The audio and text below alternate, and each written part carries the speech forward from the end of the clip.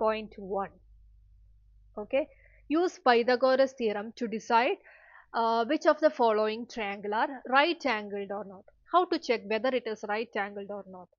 For that, we have to check whether Pythagoras theorem, can we apply the Pythagoras theorem, or the Pythagoras theorem is satisfying in these each of the triangle. Okay, so if the Pythagoras theorem is satisfying, we can say that that triangle is right angle triangle. Okay, so suppose if you have right angle here, okay, so opposite of right angle is 9 hypotenuse, so 10 square.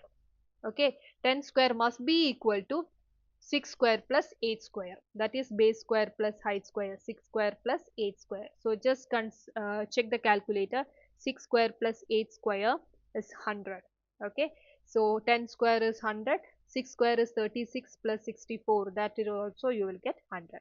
So this triangle is a right angle triangle. Okay, for the second one,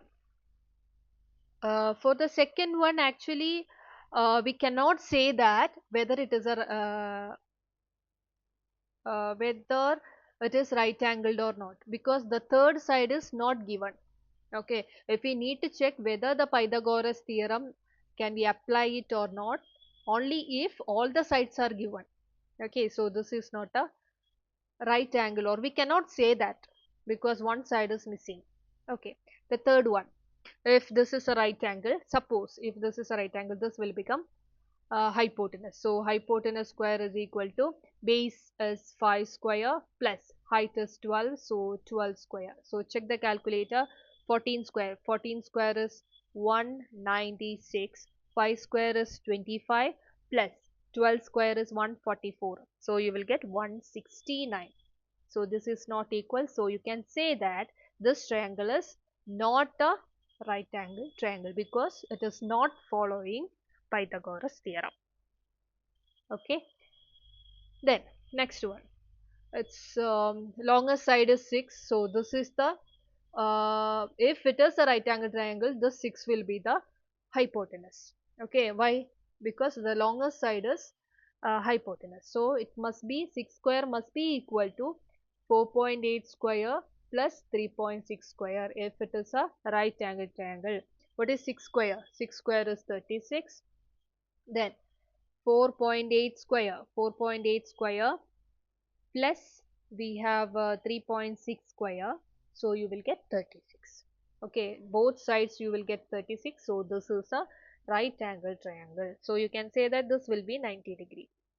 Okay, so the last one from this exercise, exercise 11.1. Okay, so the longer side is 25, so 25 square must be equal to, if it is a right angle triangle, it must follow Pythagoras theorem, right? So the longer side is hypotenuse, so hypotenuse square must be equal to base is 7 square plus height is 24 square. So 65 square is 625 equal to 7 square, 7 square is 49 plus 24 square, you will get 625.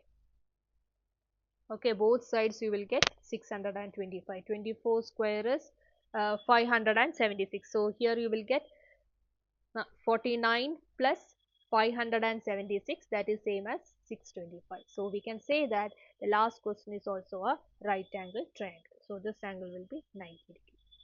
Okay, I hope exercise 11.1 is clear for you. If you have any doubt, let me know. And yeah, that's all about today, and we'll continue with the next exercise.